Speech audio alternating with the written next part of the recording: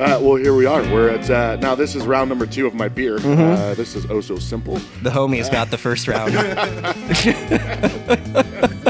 They sure did. All but the last drink. And it was so good that I decided that, even after I spilt that one, I'm still going to eat the same one. So, cheers, gentlemen. Cheers for cheers. Thank you for having us. coming out. Jaron, great to have you on the show again, man. Don't tell anyone it's 9 a.m. I wasn't going to, but Yeah, here we are. Breakfast beers. My beer was labeled as breakfast beer, so. It was, yeah. Day Crusher. You're having a Day Crusher. See, there we are. And Jaron, you're having the big Spring Red. Spring Red. I'm about to crush the day. Dude, this is a good way to start the day. Yeah, This is pretty much orange juice. So, we're here to talk about the wicked weed itself. Well, Yes. Well, isn't wicked weed actually tobacco? Right? Because there's wicked weed in there's a brewery in North Carolina. Oh, I don't know. That what they caused a big ruckus because they were like hardcore independent, and then they sold. So people were like, oh, if that, and so I looked it up. Like and Four Peaks. Right, exactly. Same thing. Okay, North Carolina, Four Peaks.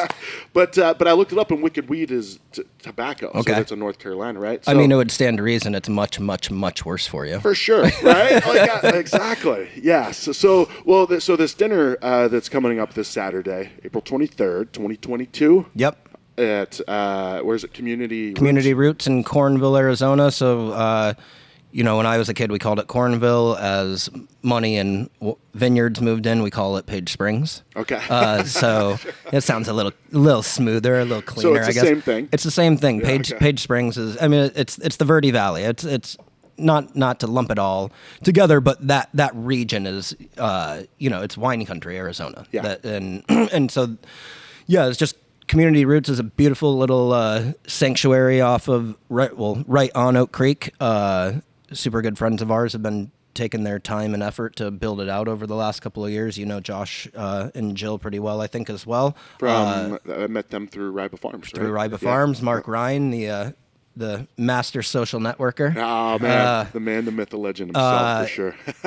And it's just a couple of ways this dinner came together was one, we were shooting the show at the Food Network, and just after days of 15 hours a day and 9 cameras in your face and people asking you a million fucking questions you don't want to answer because it's never going to air, and if you answer it truthfully but it's not on their agenda, it's definitely not going to fucking air. Yeah. So I said, guys, what our company does is collaborates and we do pop-ups. So like let's get everyone together and cook for enjoyment, which is why we all started this. Yeah. Let's all get together. Let's go. They were looking. Everyone links up on social media, and they're like, "Do you go camping for?" Were they all fascinated with what you do? Like, were they all? What's different? The Food Network's never had anyone like Jaron or I on the network. Yeah. It's always someone. You've always got your fancy chef coat and Sure. and your fucking mohawk and sleeve tattoos. Sell the show. But this show brought all of us with our own concepts to it. So we brought wild to the Food Network. So, things, these iron chefs, the best chefs in America, they didn't know what the fuck we had. And that's intimidating. Yeah. And that's the whole point of it. Sure. Is even chefs don't know what Jaron and I got so used to these kinds of products that even when we had the collab dinners at Cartwright's years ago, we'd have, chefs that I think are some of the best chefs I've ever known. Here in the Valley, we're blessed to have people like Corey and Chris Brugman and Dom and all those guys that would come in and say like, everyone said I had to see your dry storage. I don't find anything special or certainly fancy about it. There's a lot of Ziploc bags back there, but it's unique. It's something different, And so everyone always is intrigued by it. So you're either intrigued by it or you're intimidated by it. Sure. I think some of the hosts were one way or another about it. Yeah. So we wanted to show that to the group of cast as well. So any of them, invited any of them that wanted to come out, and Josh and I have been wanting to do a dinner. He's getting his, spot closer to a place where they want to start inviting guests and, small micro groups for education. I think that's the big thing. What exactly is it? Like, what is Community Roots? I think it's a micro farm and educational center on Oak Creek. Okay, and it's got a bed and breakfast as well. Not a bed and breakfast. It has an Airbnb on the property. Oh, gotcha. Okay. So you can always go stay there, check out their website, their Instagram. They're easy to find, but a beautiful location. Yeah. Especially this time of year where like we're getting ready to go up to that kind of elevation today for morels and fiddlehead ferns and and things like that, where the springtime there, the trees are all blooming, everything's turning green, it's warm enough to kind of get back out in the creek again. Yeah. So we want the afternoon time just to be a chill. I think that's what it says on the itinerary is chill time, chill zone, open bar. Caleb West from Downtown Wilderness be there slanging up a couple of different mixed cocktails. We've got some Pillsbury wine infused with Mary Jane wines. Paul over there took some of Sam's Wild Child, I believe, and made it more wild. But it was mainly, I think the events that we try and create are spots where people feel super comfortable. They get to learn something. They're not force-fed a fucking education on something. I hated that when I was younger, like fancy psalms up, like just force-feeding you education that you didn't ask for. But this is, more welcoming, more warm-hearted, where you're going to learn a little bit about foraging. You're going to learn a little bit about, wine. I think Val and Sam will both be there talking about the wines and things like that, where it's just, again, just like the title of their property is Community Roots. That's what I love doing, is bringing everyone together for culture. Sure. We've got food. We're going to have wine. We're going to have a good time. We're going to learn a little bit. I mean, if you learn, a pot is one of the hardest things to farm properly. And if you can learn about that, aquaculture or just hydroponics, whatever it may be that fits your grow, that also fits your grow for edible foods and tomatoes and cucumbers. You're learning not just about one plant. You're learning about cultivation and regenerative cultivation all at the same time. What's good for the earth. Well, what do you do though when the reefer madness sets in, Brett? Which one? Sativa or indica? I think that's a cool thing too. Is 30 years ago, 25 years ago, you're buying a bag of dope from some guy behind a Circle K, and you didn't know what the hell it was. If you were lucky, right? And now you're walking through the aisles of Target hitting your vape pen. Yeah. Right? Well, we aren't all doing that, Brett. Well, yeah. Some of us are. I like to speak for all my friends. But no, you're absolutely right. Like it's there's that stigma again, right? Of just, stigmas and stereotypes are a lot of based on, there's reflections of that, right? Growing up, a lot of the kids that, like, people that, smoked a lot were just, as Joe Rogan said, though, if you're a loser, you're a loser, right? Exactly. You can't fix stupid. You know what I mean? Some people are just born with, right. I remember the commercial of, like, my brother was a really good guy. He could have done anything, but he never did anything because he smoked pot. And it was just this guy in a dark smoky basement, like, well, okay, well, I smoke pot and I go hiking. Right. I smoke pot and I'm capable of working a job. Some people aren't. I've told people that before. Like, I don't think this is for you. Yeah. This might not. I've known guys that could drink beer all fucking day while they work. Yeah. I'm not envious of that, but I'm in awe of it because because that's just not usually my jam. Yeah. So I think it's a matter of knowing yourself when there's any kind of chemical introduced to into your natural state. Yeah. But in general, we know so much more about it now. Yeah. We know so much more about it scientifically, medicinally. We're not to be making a joke about buying it from a guy behind Circle K, but you didn't know if you were getting sativa. You didn't know if you were getting indica. Yeah. You also didn't know if you were getting something laced with something that would get you hooked on hard drugs. For sure. So I get that those stigmas derived us to a place that was super discombobulated, but yeah, for reasons we got there. Now, you can go to, well, I think it's really funny when people that'll, like, have literally a drink in their hand just talking mad shit about pot. Oh yeah.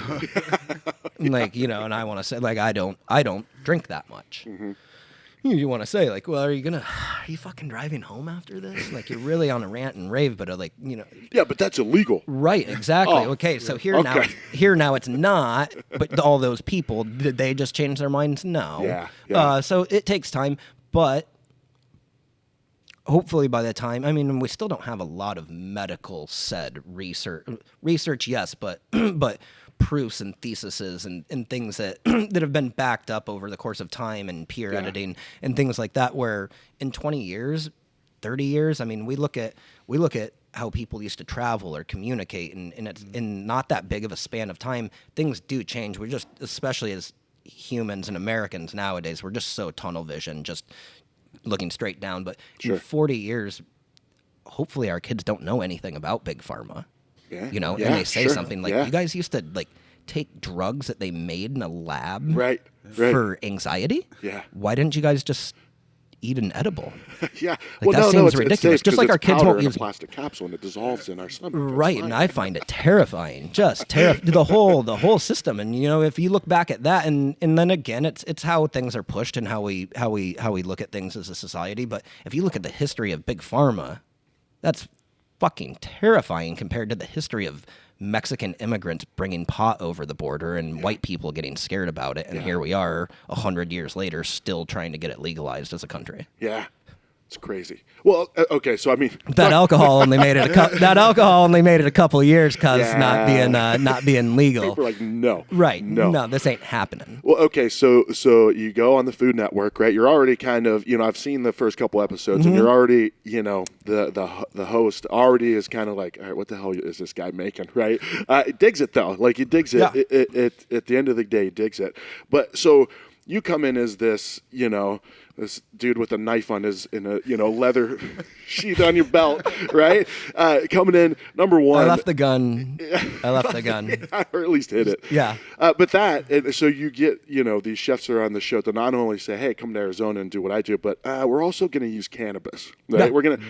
Right. Like, talk about, like, if you're going to go for it, right? You know what I mean? And that was just it. It just seemed like the perfect time of, like, Jaron and I have been, you know, working with Josh a lot. We've done a couple dinners and campouts at Community Roots, some kind of, you know, friends and family type stuff. Like if you were opening a restaurant, you want to do this softly a couple of times. And we did it with Abel and Ivan from Mezcal Carreño. We did one of their birthdays up there. I saw pictures of that, like, right on the creek. Right. Like, and incredible. And so that was just it, is we're kind of getting to this jumping off point of this event venue being ready to open for business. Wild is taking place all over Arizona, but predominantly in the Verde Valley at You this say point. wild, meaning you and Jaron's concept. Right, yes. Wild Arizona yeah, cuisine. you know, with the expansion of Pillsbury up in Cottonwood and the beginning of, you know, wild supper clubs and things like that up there, that we're never not going to be in Phoenix, and we're never going to say like no to a Tucson dinner or a Flagstaff dinner or anything like that. But predominantly where we exist is the Verde Valley and Sedona and Cottonwood and Clarkdale and Page Springs. Page Springs. It's so fancy. It sounds so fancy. I never knew that when I was younger. We used to drive through Cornville all the time. No one fucking said anything about Page Springs. I mean, if you drive down there, it's beautiful. So I mean, you guys have that mobility at this point, Yep. right? Yep. Like, did you dig that too, Jaron? Yep. Like that mobility aspect of it? Yeah. Totally. Especially now after getting the new truck that I have, it's like even more. Now I can actually go down roads that I couldn't go down before. Yeah, dude, getting even more wild. Yep. Yeah. Dude, Yep. What the hell? With a 6-pack of the Reds waiting for you, not while you're driving. But. Well, it's back roads. sometimes we don't. Yeah, sometimes we don't hit the pavement for a long time. So most of these chefs that are on the show is. Big restaurant bet. So Food Network on Tuesdays at 7 p.m. Are we Mountain Standard in Arizona? We're just know. regular. Yeah, so if you're in Arizona, if you're in Arizona, it is at 7 p.m. You can stream it on Discovery Plus. Okay. Anytime. Okay. So is that the one that tells you, like, sign up for free, and then when you do it, like, charges you? I think so. I feel like, 14 I think I got streaming nailed like $14.99 after the first free month or whatever. And they didn't. I guess $14.99 is free nowadays. Well, when you look at gas prices, it's right there, huh? Yeah. That's a podcast for another day. Right? Well, I mean, for you guys, for us, how much you guys travel, this season, there's always something to be conscious of foraging. Yeah. It's forest fires. It's fucking. 3 years ago, there was 2 fugitives on the loose through all of our foraging spots. No shit. And so there's always an element. You have to be adaptable. You have to roll with the punches. You have to know that Mother Nature is your only boss. It doesn't matter about someone hosting an event. It doesn't matter about the other chefs coming. They all have to know that nature's our boss. Like I said earlier, when I walked in, I'm going to look for a couple of things today where if I don't find them, my fucking menu item's changing for Friday and Saturday. Yeah. And that's how it always is. That's why our menus aren't ever printed. We don't advertise like this is the menu we're doing. Might be something like that, or you could call us and ask if that dish is possible. But with us, it's more it's got to be that omakase way, that trust the chef way where I don't know if there's any fiddlehead ferns coming up because they just opened the forest roads for the first time since October, and I might be good at this, but I'm not that good. Yeah. Well, I mean that's and that is why, you know, I've watched the first 2 episodes of the show, and what's the host's name?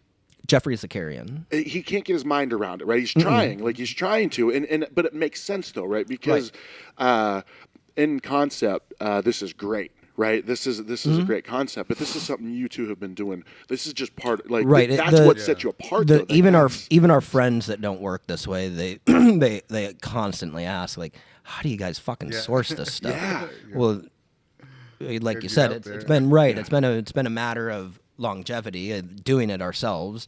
That in and of itself is like we're not in any chef cliques, I don't think Jared and I are. We have tons of friends that are chefs, but we have tons of friends that are foragers that aren't chefs. And some of the best foragers in the state that we know, they're not chefs. They're Forest Service individuals. They're doctors. They're Mike Decker, that's the head of like opening and closing roads in Coconino National Forest. I can't walk 5 steps in nature without being intimidated by him. This is this in Latin, and this is this in Latin, and this is this. And do you ever use this? I'm like, fuck, I didn't even know I could use that. But those people are the people I absorb off of, and it continues, you know. So again, like our dishes speak stories of them. You know, we learned this from our friend Mike Decker. We learned this from Cactus Kelly, and then we have the outlet and we have the platform as chefs to put it out there. Where there's people eating wild foods all over. They're just not chefs. They don't have that platform. Say, we're used to it now. I can't go back to using sesame seeds when I have 12 quarts of barrel cactus seeds toasted and dried and ready to go. And then, you know, we took it a step further a couple years ago. I'm like, okay, well, we make tahini from sesame seed or goma from sesame seed. Why can't we make it out of barrel cactus seed? So we've constantly got to push things further and further and further ourselves where like I said, you're either going to be intrigued or intimidated by it. And the thing is, if you can let your ego down about it, which we do all the time, like I said, with other people that are mentors to us, that, like, I mean, there's natives that don't have anything to do with the food industry that know everything about the land.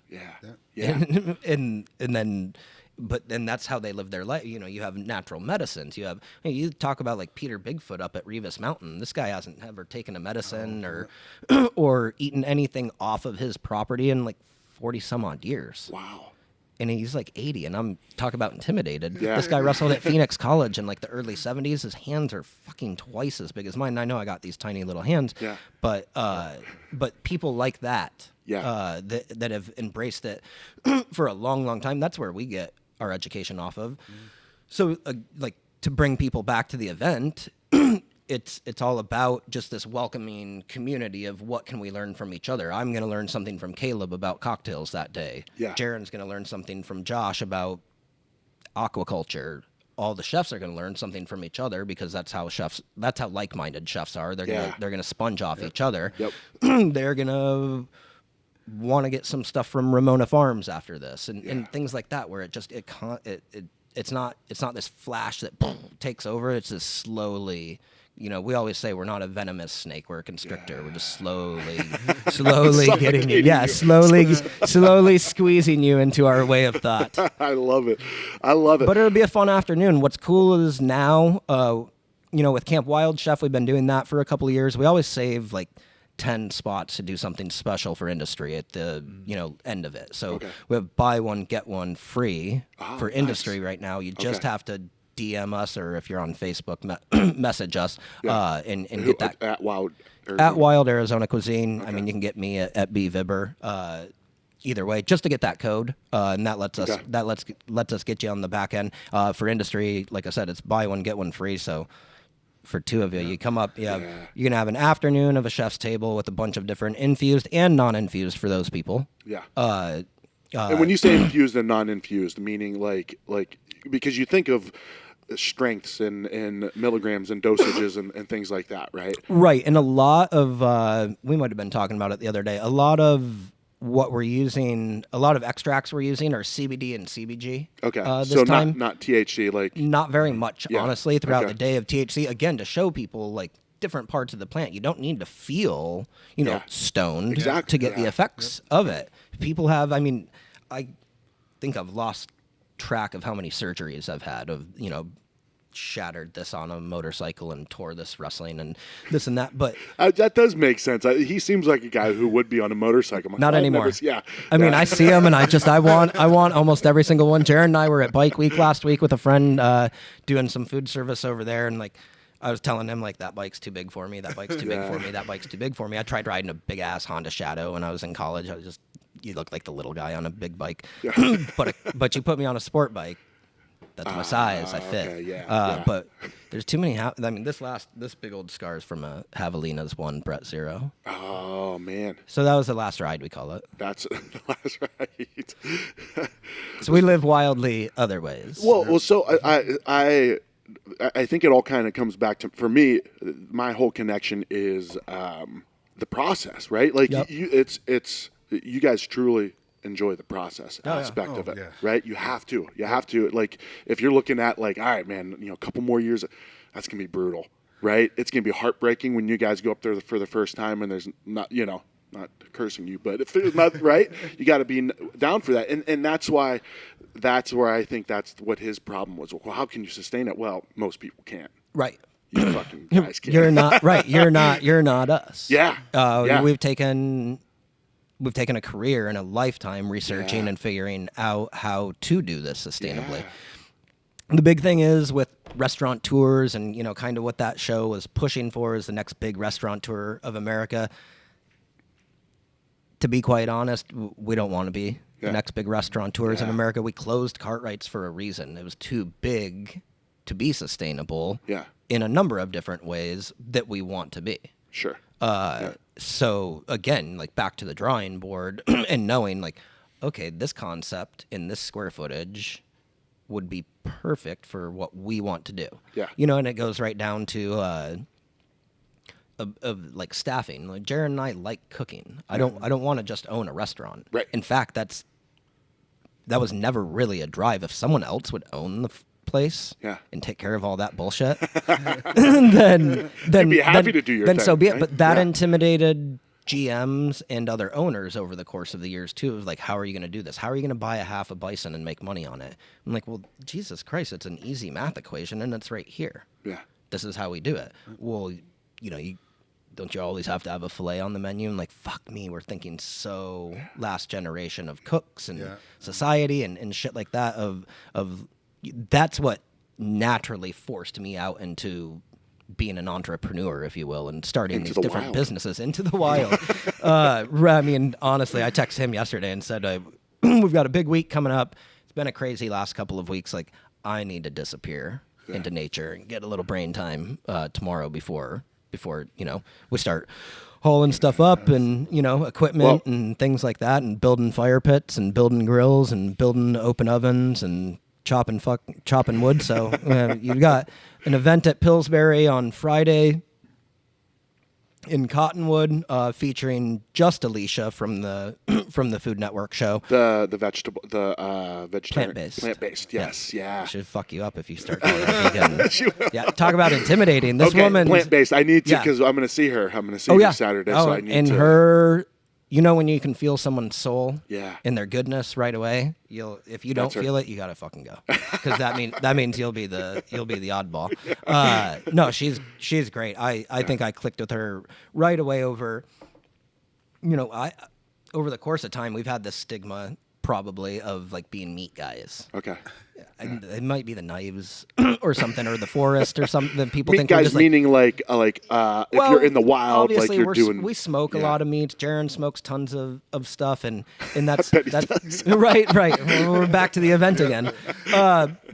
But in general, we really thrive on plant-based things as well. We're always fermenting something. We're always preserving something that's not meat. Well, I mean, that's because when I think of it, I don't think of meat for you guys at all. Like, because I think of like mushrooms. Like you're not foraging like a ribs, right? Like, no, we're not shooting bison out on the grasslands. No. Yeah, no, that I would mean, be cool. The things that you guys do, like, but what impresses me too, and this is the thing that really blew my mind and really clicked for me of what you guys do is when Luke and I came out to your place, right when you bought it. I was thinking about that this morning at 4:30 this morning when I realized the feed truck hadn't come yesterday and I needed to pull about 100 pounds of weeds to...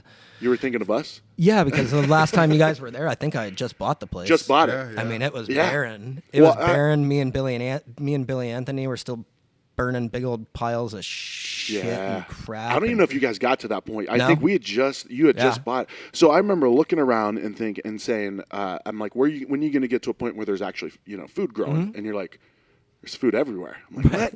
He's like, well, that mesquite tree. And you started, so that's a thing that's hard to get your mind around, right? Because you think foraging, you're like, oh, cool, you can get some, whatever, a couple wildflowers and this, and mushrooms, right?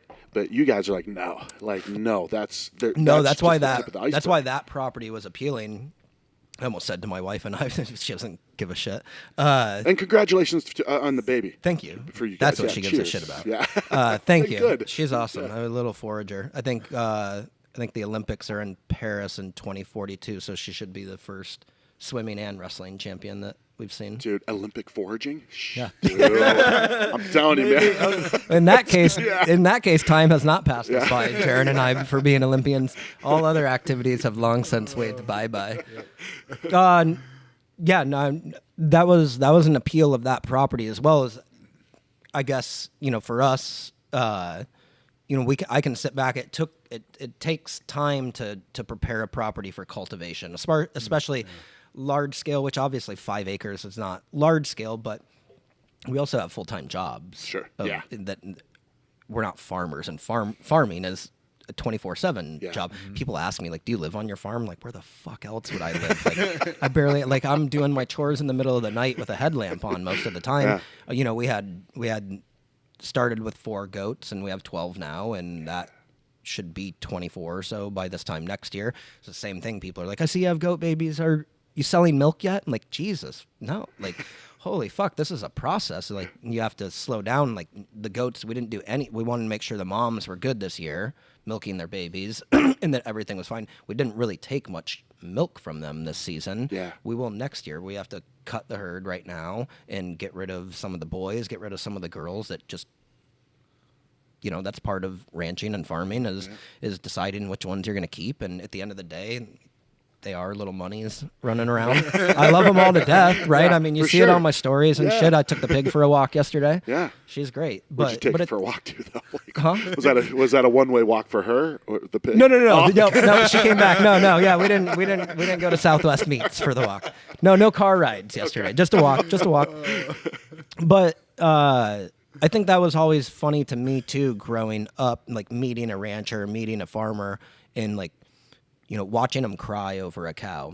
When you used to think like, well, aren't you going to kill them anyways? Yeah. Yes, but you love them. You don't want to see them suffer in any way. You want to take care of them, almost like they were one of your kids until that point in time. Sure. Where they're serving a purpose. We can honor them. I know at Sam's coming up for Wilcox Wine Festival. Two are going for a ride. Okay. but I've spent years trying to make. I've spent a couple of years trying to make these 2 goats be perfect for a dinner, and it's something fairly new for us. Just the last couple of years of taking farming on ourselves, but first season I had a farm. There wasn't anything growing. Yeah. I didn't even know what the hell I didn't know how to water it. I ended up planting stuff and then wondering, like, do you irrigate this? I mean, now, whatever, we're 2.5 years in, we know exactly how we want to water. We're starting to figure out, like, exactly what we can grow. New River is not not an urban farm. There's critters everywhere. Yeah. Where I just my first year, I thought, like, oh my gosh, look at all this spinach one day. Just a whole, 40 feet by 20 feet of spinach and chard, just beautiful, Yeah. 2 feet tall. Thought maybe we harvest it tomorrow. Well, the fucking rabbits harvested it that night for All of themselves. it. All of it. Housed Just it. Bit down to the fucking nubs. And I sat there and cried. I mean, I'll tell you that much. It had taken so much work to fence it in, bury it. I mean, we have deer fence, double line chicken wire buried in the ground, they still get it somehow. Find a way. Yeah. Nature finds a way. Man. Exactly. Yeah. Jeff Goldblum. Yeah. One of our great minds. Right, I was gonna say there's gonna be a fucking T-Rex coming around the corner. But it's just that you end up so connected. Now I can appreciate that. Now I can appreciate crying over a dead plant, or it took. Not only does it take your time and effort, but it feeds your family. Yeah. And if you take on this, homesteading type approach to this concept of food, but this is also how we live our lives. We don't just unplug and go to a 6-bedroom house in Paradise Valley that we own. Right. It's not that way. So to do that was, one, a major effort, but two, when you lose stuff like that, then you do have to turn around and pay money out of pocket where you already had that money allocated for other things. So again, it's a whole way of life. It's a whole buy-in, I guess, if you will. Well, I think too when and it was it's the magic of Hollywood, right? Where is Chef Leo going to be there? Mm-hmm. Oh, dude, I can't wait to meet him. My wife super and I rad both, guy. Yeah, both really like him. But when you said something sustainable and they just want tacos. They put the what? You just want tacos. I do. Yeah, I do. But talked about sustainable and how he was like, I hate the word sustainable, Mm-hmm. But it. I get it because it's such a buzzword. Sure. But I hate think the word people, organic. Well, right? Yeah. So there's so I think that people sometimes confuse sustainable with replicatable. Yes. What's the word? Replicable? Yeah. Right? Yeah. Like sustainable means no, we can sustain this. Right. You can't. Like we can't put this in a box and say, okay, now you can repeat this in Idaho. Right. Now you can repeat this in Ohio. No, like that's to go back to one of us would have to be there. exactly. One of us would have to be there. You'd have to meet some other fucking But wacko out that's there. the draw. That's Exactly. the draw. Like people, Exactly. you're not going to go to people with like, oh, let's create a franchise of these and do all this. No. You're coming to us, right? That's Brett Vibber in a right. Well, I mean, also pulling out the Copenhagen right at the end of the episode. I wanted to be ready for it.